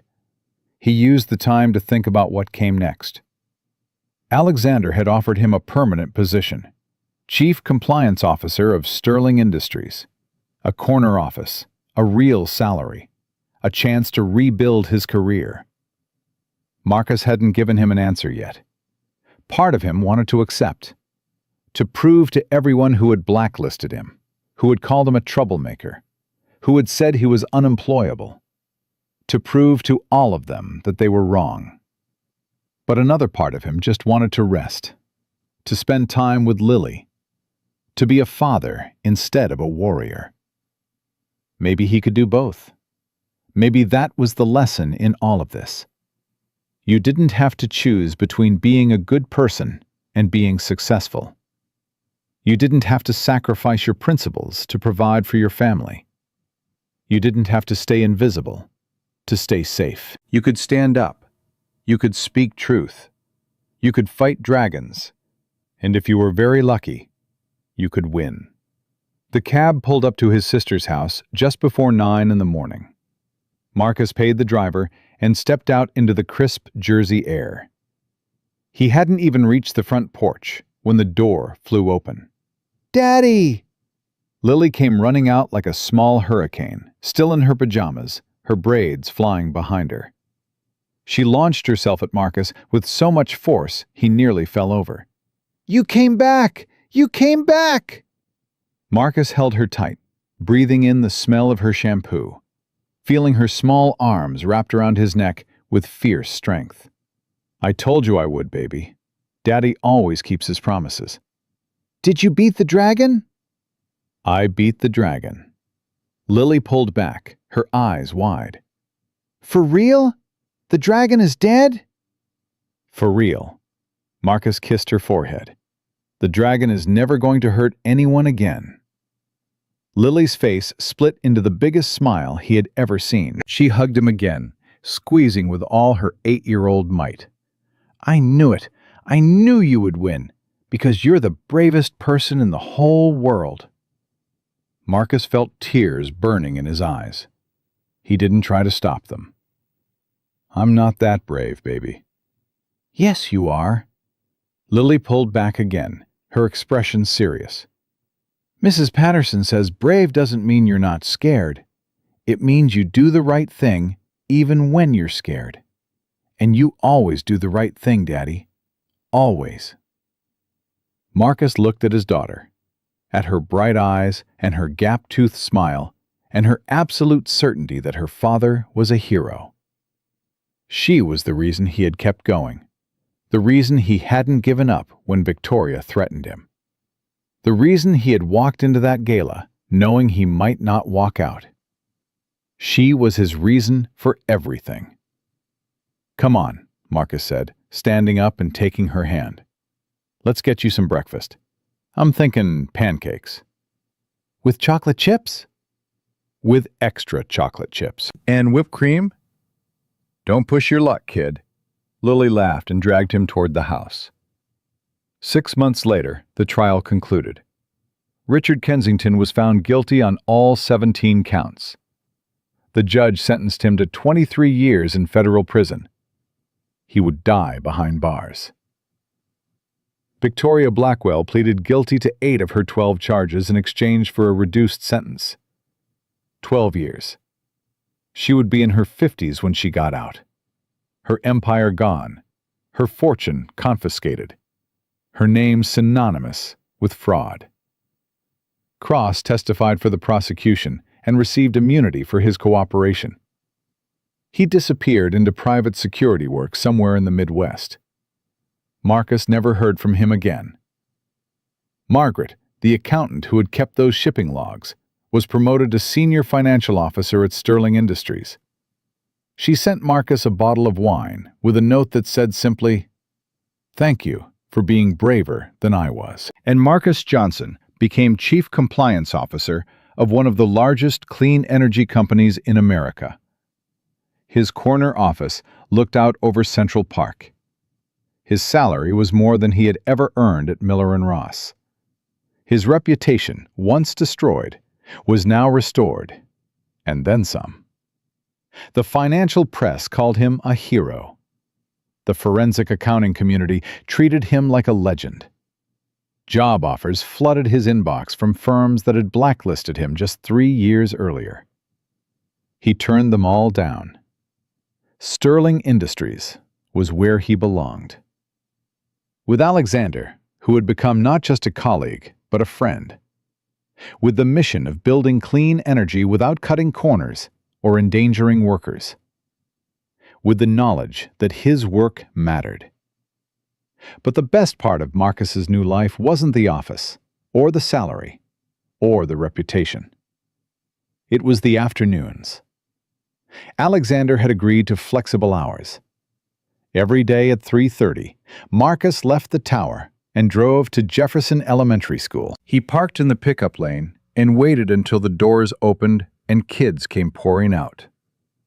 And every day, Lily ran toward his car with the same joy she had shown that morning in Jersey. Like she couldn't quite believe her luck. Like having a father who showed up was still the greatest gift in the world. Daddy, guess what? What, baby? I got an A+ on my science project, the one about wind turbines. Marcus laughed. Wind turbines, huh? Wonder where you got that idea. Mr. Sterling sent us a model. It actually spins when you blow on it. Lily climbed into the back seat and buckled her seatbelt. Can we get ice cream to celebrate? It's 40 degrees outside. So? Ice cream doesn't have a temperature rule. Marcus looked at his daughter in the rearview mirror. She was grinning at him with that irresistible 8-year-old confidence. Fine. 1 scoop. 2 scoops. 1.5. Deal. They drove through the city, past Sterling Tower, past the Obsidian, past all the places where Marcus had been invisible for so long. He wasn't invisible anymore. He was a father, a professional, a man who had stood up when everyone expected him to bow down. And he was happy. That night, after homework was done and dinner was eaten, and Lily was tucked into bed, Marcus sat in his small apartment and looked at the picture still taped to his refrigerator. A crayon drawing of a tall brown figure in a cape, standing over a fallen dragon. Underneath, in wobbly 8-year-old handwriting, Daddy the hero. He had beaten the dragon. He had saved the workers who would have died on those turbine platforms. He had exposed a fraud that had stolen millions from honest people. But more than that, he had shown his daughter what it meant to be brave, to stand up for what was right, even when it cost everything, to refuse to be invisible. That was the real victory, not the trial or the job or the money. The real victory was knowing that Lily would grow up believing in heroes, believing in justice, believing that one person could make a difference. Marcus looked at the drawing one more time. Then he turned off the light and went to bed. Outside his window, the city hummed with life. Millions of people living their stories, fighting their battles, raising their children. And somewhere in that city, in offices and boardrooms and back alleys, there were people paying attention to the numbers. People who saw discrepancies and asked questions. People who refused to look away from uncomfortable truths. Marcus had shown them it was possible. You could fight. You could win. You could beat the dragon and still make it home for dinner. That was his legacy.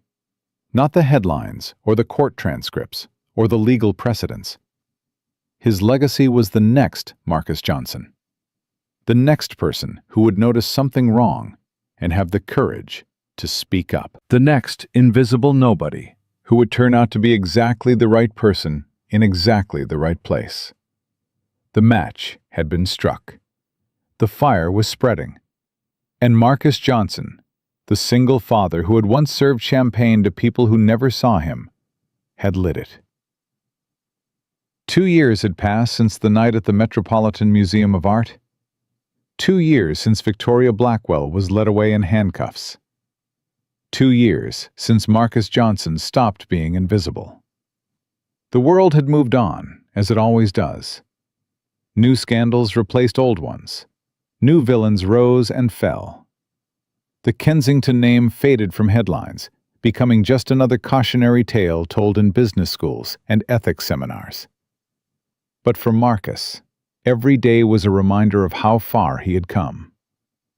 He stood at the window of his new apartment, a real apartment now, with 2 bedrooms and a view of the Hudson River, and watched the sun rise over Manhattan. His coffee was hot. His suit was pressed, and in the next room, His daughter was getting ready for school. "Daddy, I can't find my other shoe." "Did you check under the bed?" A pause. Then, "Oh, found it." Marcus smiled. Some things never changed.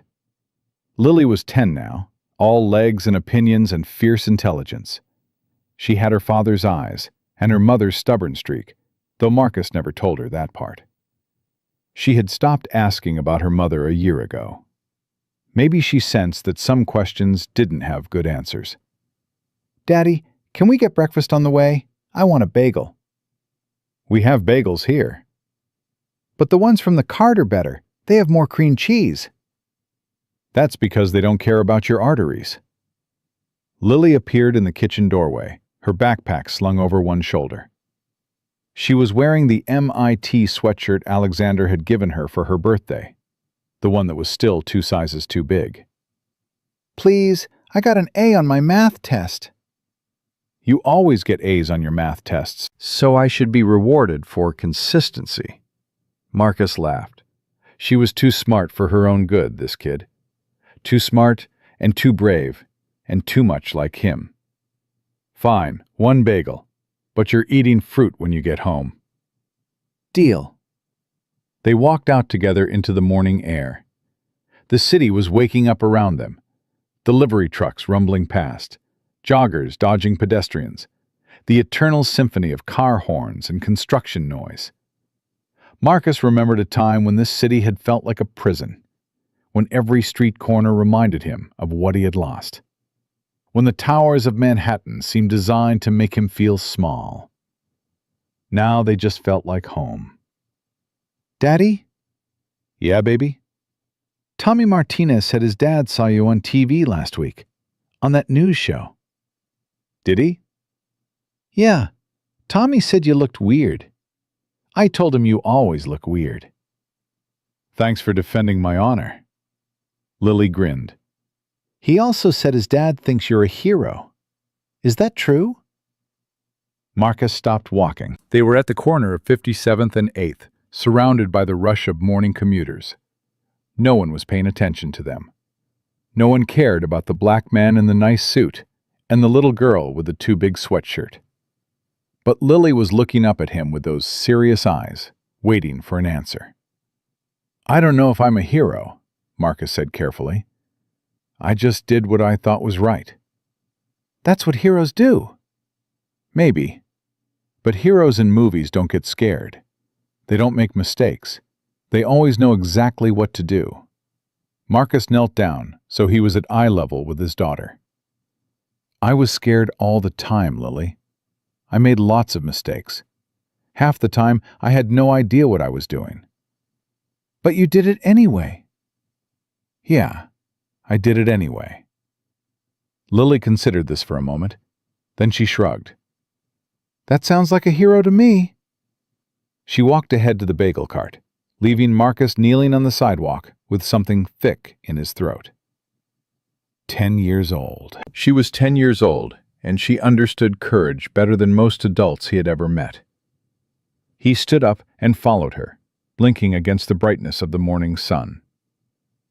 The Sterling Industries annual gala was a different affair now. Gone were the days of excess and intimidation. Alexander had transformed the event into something meaningful. A celebration of clean energy, a showcase for young engineers, a fundraiser for workforce development programs. And this year, Marcus was the keynote speaker. "You nervous?" Alexander found him backstage, adjusting his tie for the 15th time. The tech billionaire looked relaxed in his tuxedo, a far cry from the haunted man Marcus had met in a rainy alley 2 years ago. "Terrified," Marcus admitted. "There are 500 people out there." 512. We had some last-minute additions, Alexander smiled, including Margaret from accounting. She wanted to see you speak. "Great, no pressure." "You'll be fine. Just tell them what you told me that night at the Obsidian." "I told you to leave me alone." After that, Marcus thought back to that conversation. The rain, the business card, the impossible offer that had changed everything. I told you I needed the job because my daughter needed me to be something more than I had become. Exactly. Alexander put a hand on his shoulder. That's what they need to hear. Not statistics or corporate jargon. They need to hear about a man who stood up because his daughter believed in him. That's personal. That's powerful. Alexander squeezed his shoulder once, then let go. You've got this, Marcus. You've faced scarier rooms than this one. Have I? You faced Victoria Blackwell in a basement with no lights and no weapons. I had a metal bracket. My point stands. Alexander stepped back. Go tell your story. The real one. That's all anyone wants to hear. The applause when Marcus took the stage was polite but distant. 500 faces looked up at him. Most of them white. Most of them wealthy. Most of them wondering why the chief compliance officer was giving the keynote instead of the CEO. Marcus gripped the podium and looked out at the crowd. He saw Margaret near the front, her gray hair pulled back in the same practical ponytail. He saw board members and investors and journalists. He saw the faces of people who had probably never worried about feeding their children or paying rent. And then, in the back of the room, he saw Lily. She was sitting with Alexander's assistant, dressed in her best church clothes. She gave him a small wave and the thumbs up. Marcus took a breath. 2 years ago, he began, I was a waiter at a club called the Obsidian. I made $9 an hour plus tips. I had $47 in my bank account and a daughter who thought I was a superhero. The room went quiet. This wasn't the speech they were expecting. Before that, I was a forensic accountant, top of my class at Columbia. I worked at one of the biggest firms in New York. I had a corner office, a 6-figure salary, and a future that looked like it was made of gold. Marcus paused. Then I found a fraud. $18 billion hidden in offshore accounts. I reported it, thinking I was doing the right thing, thinking the truth mattered. He let out a small laugh. I was wrong about a lot of things back then. But I wasn't wrong about that. The truth does matter. It's just that sometimes the truth costs you everything. He told them about being blacklisted, about watching his career disappear, about his wife leaving and his savings draining, and the long, slow slide into invisibility. I spent 3 years being nobody, Marcus said. 3 years carrying trays and keeping my head down and trying not to feel anything. I told myself I was being smart, protecting my daughter, surviving. He looked at Lily again. She was watching him with those serious eyes. But I wasn't surviving. I was disappearing. Every day I didn't stand up for something, I lost a little piece of myself. Every day I pretended to be less than I was, I became less than I was. The room was completely silent now. Then I met Alexander Sterling, and he offered me a chance to be more. Not because he needed a hero. He needed someone who paid attention. Someone who wasn't afraid to see what was really happening. Someone who still believed that the truth was worth fighting for. Marcus stepped out from behind the podium. I'm not going to stand here and tell you I was brave. I was terrified every single day. When Victoria Blackwell threatened my daughter, I wanted to run. When her security chief hunted me in a dark basement, I wanted to hide. When I walked into that gala, knowing I might be arrested or worse, I wanted to disappear. He looked at the crowd, meeting their eyes one by one. But I thought about my daughter, about the picture she drew of me fighting a dragon, about the way she looked at me like I was the strongest person in the world. His voice cracked slightly. I couldn't let her be wrong. I couldn't let her grow up thinking her father was a coward. Marcus took another breath. So I fought, not because I wasn't scared, but because I was more scared of failing her than I was of failing myself. He walked to the edge of the stage. That's what I want you to take from tonight. Not that I'm special. I'm not. I'm just a father who loves his daughter. But that love, that ordinary, everyday, nothing special love, that's what gave me the courage to stand up. That's what gave me the strength to keep going when everything told me to quit. He looked at Lily one more time. You don't have to be a hero to do heroic things. You just have to have something worth fighting for. And if you're lucky enough to have that, a child, a principle, a dream, then you have everything you need. Marcus stepped back. Thank you. For a moment, silence. Then Margaret stood up. She started clapping, slow and deliberate. Alexander stood up next. Then the board members. Then the journalists. Within seconds, the entire room was on its feet. The applause was thunderous, echoing off the walls, washing over Marcus like a wave. But he wasn't looking at the crowd. He was looking at his daughter, who was clapping harder than anyone, her face shining with tears and pride. After the gala, Marcus found Lily waiting for him by the coat check. "That was so cool," she said, bouncing on her heels. "Everyone was crying, even that grumpy guy with a mustache." "Mr. Henderson? He's not grumpy. He just has resting stern face." "He was definitely crying." Lily grabbed his hand. "Can we go home now? I'm tired, and this dress is itchy." "Sure, baby. Let's go home." They walked out into the night together. The city sparkled around them, a million lights against the darkness. Daddy? "Yeah?" That stuff you said, about being scared but doing it anyway, was that really true? Every word. Even when you went to that museum party? You were scared? Terrified. Lily was quiet for a moment. I get scared sometimes too, she said finally. Like when Tommy Martinez makes fun of my hair. Or when I have to give presentations in class. Or when I think about Mom. Marcus stopped walking. He knelt down in front of his daughter, right there on the sidewalk, not caring who saw. What about Mom? Lily's eyes were wet. Sometimes I'm scared she left because of me. Because I wasn't good enough. The words hit Marcus like a physical blow. He pulled Lily into a tight hug, holding her against his chest. Listen to me.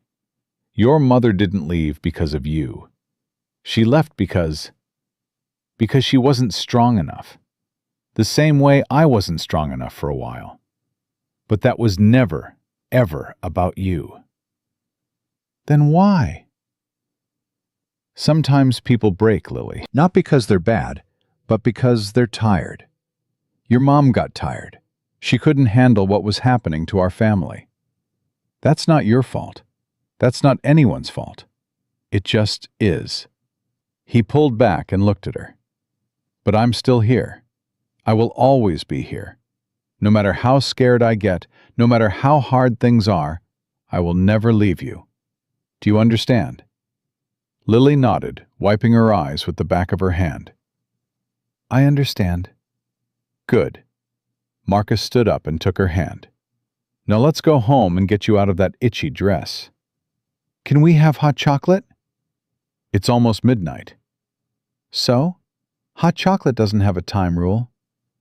Marcus laughed. It was a real laugh, full and warm, echoing through the quiet streets. Fine. 1 cup. With marshmallows? Don't push your luck, kid.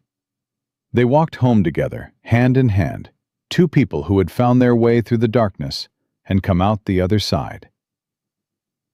The letter arrived 6 months after the gala. Marcus found it in his mailbox on a Tuesday afternoon, a plain white envelope with a prison return address. He almost threw it away without opening it, but something made him stop. He sat down on his couch and tore open the envelope. Inside was a single sheet of paper, handwritten in elegant script. Mr. Johnson, I have written this letter 17 times. Each version was angrier than the last. I wanted to blame you for everything. for my imprisonment, for my father's death, for the destruction of my family's legacy. But I have had a great deal of time to think, time I never had when I was free. And I have come to realize something that I wish I had understood years ago. You were right. I was empty. I filled that emptiness with power, with cruelty, with the destruction of anyone who threatened my fragile sense of control. I told myself I was strong. I told myself I was a winner. But I was just a frightened child in a woman's body, lashing out at a world that never gave me what I truly needed. I don't expect your forgiveness. I don't deserve it. I threatened your daughter. I tried to destroy your life. I would have let people die to protect my profits. But I wanted you to know that your words at the loading dock stayed with me, about having something worth fighting for, about love. I never had that. I never will. But perhaps, in some small way, knowing that it exists, that someone like you can find meaning in protecting something other than themselves, perhaps that knowledge is enough. I am told you are doing well, that your daughter is thriving, that you have become something of a symbol. I am glad. Truly. You were never invisible, Mr. Johnson. I just refused to see you. Victoria Blackwell. Marcus read the letter 3 times. Then he folded it carefully, placed it in his desk drawer, and went to pick up Lily from school. He never wrote back. But he never threw the letter away either. Some things deserve to be remembered, even the painful ones. The years passed, as years do. Lily turned 12, then 14, then 16. She grew tall and strong and fierce, with her father's sharp mind and her own unbreakable spirit. She became captain of her debate team. She volunteered at homeless shelters on weekends. She wrote a paper about corporate ethics that won a national competition. And every night, no matter how busy she was, she sat down for dinner with her father. "You're thinking about it again," Lily said one evening, watching Marcus stare out the window at the city lights. "Thinking about what?" "The past. You get this look on your face, like you're somewhere else." Marcus turned to her. She was almost as tall as him now, with her hair in neat braids and the Columbia sweatshirt. Her first-choice school, the same place he had studied, draped over her shoulders. "I was thinking about how far we've come," he said. "About that apartment we used to live in. The one with the broken heater and the mice in the walls. I remember. You used to put extra blankets on my bed and pretend it was a camping adventure." "You knew?" "Dad, I was 8, not stupid." Lily smiled. "I knew we were poor. I knew you were struggling. But I also knew you were doing everything you could to protect me. That's what mattered." Marcus felt his eyes sting. "When did you get so wise?" "I learned from the best." Lily stood up and hugged him. "I'm proud of you, Dad. Not because of the job, or the money, or the speeches. I'm proud of you because you never gave up, even when it would have been easier." "I couldn't give up. I had you to fight for. And now I have you to fight for." Lily pulled back and looked at him. "That's what you taught me. That love isn't just a feeling. It's a choice you make every day. A choice to stand up even when you're scared. A choice to be brave even when it costs you." Marcus looked at his daughter, at the woman she was becoming, at the strength and courage and compassion that shone from her like light. He had worried, during those dark years, that he was failing her, that growing up poor and fatherless for long hours while he worked would break something inside her. But she wasn't broken. She was forged, like steel in a fire, like a diamond under pressure. She was his legacy, not the speeches or the trials or the headlines. Her. "I love you, Lily." "I love you too, Dad," she grinned. "Now help me with my calculus homework. These integrals are killing me." I thought you were the math genius. Even geniuses need help sometimes.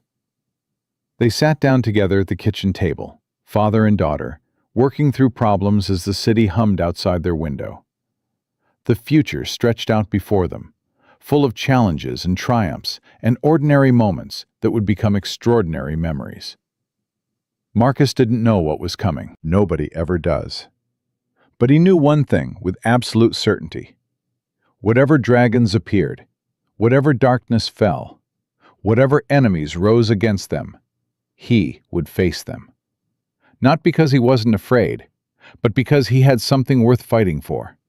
And that made all the difference. The crayon drawing still hung on the refrigerator. A tall brown figure in a cape, standing over a fallen dragon. The words underneath, now faded with age, still visible if you looked closely. Daddy the Hero. Marcus looked at it every morning when he made coffee. It reminded him of who he had been, who he had become, who he would always try to be. Not a hero from the movies, not a man without fear, just a father who loved his daughter enough to stand up when the world told him to stay down. That was enough. That was everything. And somewhere in the city, in boardrooms and back alleys and basement offices, there were people watching. People who had seen what one ordinary man could accomplish when he refused to be invisible. People who were finding their own courage, fighting their own dragons, standing up for their own children. The match Marcus had struck was still burning, and the fire was spreading.